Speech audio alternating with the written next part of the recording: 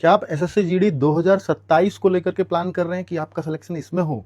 अक्टूबर 2026 में उसके फॉर्म आ रहे हैं और शुरुआत में यानी जनवरी टू मार्च 2027 में उसका एग्जाम हो जाएगा। तो क्या आप उसके लिए तैयार हैं? क्या आपको पता है उसमें क्या क्या होता है? तो मैं उसके बारे में सब कुछ बता देता हूं कि पिछले 5 सालों का ट्रेंड लेकर के आया हूं एसएससी जीडी के लिए। देख लीजिए कितनी कितनी वैकेंसीज आई हैं। तो हर बार लगभग लगभग पिछले 3 सालों से 50-50 हजार वैकेंसी थी। ये भी बढ़ने के चांसेस हैं। अब उम्मीद तो ये कर रहे हैं कि ये बढ़े या ना बढ़े, पर इस साल 50,000 प्लस वैकेंसीज आने वाली, यानी 2027 में ये उम्मीदें हैं। अब मैं बात करता हूं कि भाई इसमें एलिजिबिलिटी क्राइटेरिया क्या है, और 50,000 वैकेंसीज एक अच्छा नंबर माना जाता है अगर एसएससी जीडी में ये अचीव हो जाए तो। जनरल की 18 से 23 साल एज होती है, ओबीसी की 18 से 26 साल है, एससी एसटी की 18 से 28 साल है। अब 1 जनवरी को 2027 को आपकी एज मांगी जाती है, यानी 2027 भर्ती है तो 1 जनवरी को ही एज मांगते हैं। और बच्चों साथ में आपको यह भी बता दूं कि अगर 17.5 साल आज की डेट में आपकी एज है तो आप ये फॉर्म भर पाओगे। आज की आप अपना एज कैलकुलेट कर लो, इजीली पता कर पाओगे।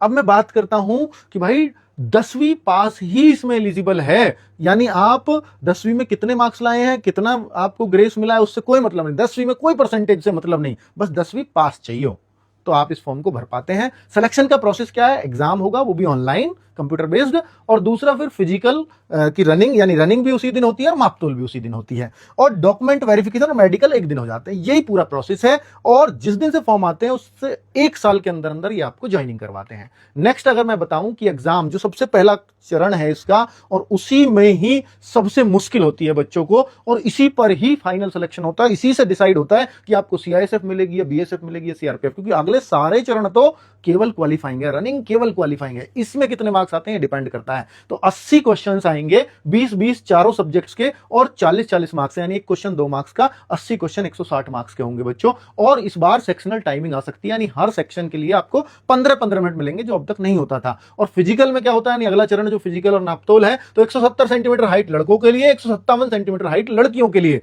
रनिंग 5 किलोमीटर 24 मिनट में लड़कों को करनी होगी, और इसके अलावा कुछ नहीं है। लड़कियों को 1600 मीटर रनिंग 8.5 मिनट में करनी होती है। इसी